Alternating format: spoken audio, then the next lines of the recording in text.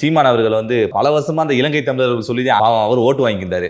ஏன்னா என் வாழ்க்கையில வந்து மண்ணலி போறியாடா அப்படின்ற மாதிரி அதையும் சொல்லிட்டாரு. இலங்கை தமிழர்கள் வந்து தாய்ப்பாசம் தந்துக்கு இந்த தலைவனை இழந்து வாடுறீங்க, இருந்தாலும் வந்துட்டு அவங்கள பாதுகாக்க வேண்டியது நம்மளோட கடமை அப்படின்ற மாதிரி சொல்லியிருந்தார்.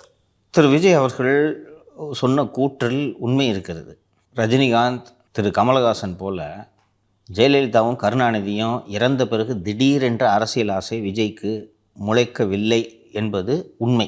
எப்போ இறங்கலான்றது தான் அவர் யோசித்தாரை ஒழிய இறங்கலாம் என்பதை தொடக்கத்திலேயே அவர் முடிவு செய்து விட்டார். அதுதான் அவர் குறிப்பிடுகிற அந்த இன்ஸ்டன்ஸு. நாகப்பட்டினத்தில் எனக்கு நினைவு இருக்குது அந்த நிகழ்ச்சி.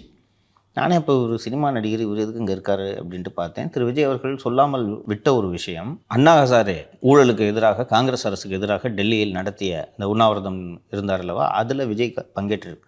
தமிழகத்தை பொறுத்தவரை அந்த மீனவர்கள் அப்போல்லாம் அடிக்கடி சுடுவாங்க. சுடுறதுக்கு காரணம் என்னென்னா, அப்போது போர் நடந்துக்கிட்டு இருந்துச்சு இல்லை, இங்கேருந்து புலிகளுக்காக இந்த பொருட்கள் எல்லாம் எடுத்துகிட்டு போவாங்க, மீனவர்கள் மூலமாகவும் பொருட்கள் போகும். அவன் சுற்றுவான். அவன் போர் நடந்துகிட்டு இருக்கு, நீ அங்கே மீன் பிடிக்க வரேன்ட்டு சுற்றுவான். அடிக்கடி நடக்கும். இப்படியும் ஒரு 2 மாதத்துக்கு ஒருத்தனாவது சுட்டு கொண்டுருவாங்க. அந்த சமயத்தில் அந்த ஈழப்போரை ஒட்டி ரொம்ப கொதிப்பில் இருந்துச்சு தமிழகமே.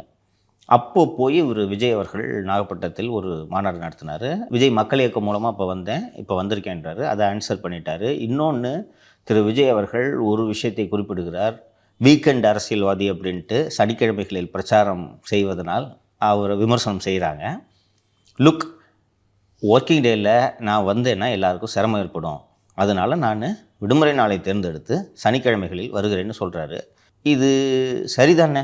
சரிதான் சார். எனக்கு சரியாக தான் சார் படுது. ஏன்னா வந்து சார், இன்னைக்கு சண்டே சார், சாட்டர்டே வந்து பிரச்சாரம் பண்ணுறாரு, கூட்டம் அதிகமாக இருக்குது. நம்மளுடைய முதலமைச்சர் மு க ஸ்டாலின் அவர்களே கூட்டத்தை கூட்டி இடையூறை ஏற்படுத்துகிறாங்க அப்படின்ற விமர்சனத்தை வைக்கிறாங்க. அப்படி இருக்கும்போது இது வீக் டேஸில் அவர் பண்ணார்னா ஒருவேளை மக்களுக்கு வந்து அது எதிராக கூட மாற வாய்ப்பு இருக்குது. முதல்வர் அவர்கள் கலந்து கொள்ளும் நிகழ்ச்சிகளுக்காக பள்ளி வாகனங்களை எல்லாம் அனுப்பி வையுங்கள் என்று தனியார் பள்ளிகள்கிட்ட அரசு, அந்த மாவட்ட நிர்வாகம் உத்தரவிட்டு அந்த பள்ளிகளோட வாகனங்கள்லாம் மக்களை ஏற்றி செல்வதற்கு பயன்படுத்தப்பட்டதை நம்ம பார்க்குறோம். ரைட்டா? அதே போல் சேலத்தில் இளைஞரணி மாநாடு நடந்த போதும் பள்ளி கல்லூரி வாகனங்களை எல்லாம் வாடகைக்கு தான் எடுத்துக்கிட்டு ஸ்கூலுக்கு இதுக்கெல்லாம் தேவைப்பட்டால் லீவ் விடுங்கன்ட்டுலாம் பண்ணியிருந்தாங்க. அதுபோக திரு விஜய் அவர்கள் திருச்சி, பெரம்பலூர், அரியலூர், நாகப்பட்டினம் மற்றும் திருவாரூர் ஆகிய மாவட்டங்களுக்கு சென்ற போது வந்த கூட்டத்தை பார்த்தோம். இவ்வளோ பெரிய ஊராக இருந்தாலும் இங்கேயே போக்குவரத்து நெருக்கடி எவ்வளோ இருக்குது அப்படின்றத நம்ம பார்க்குறோம்.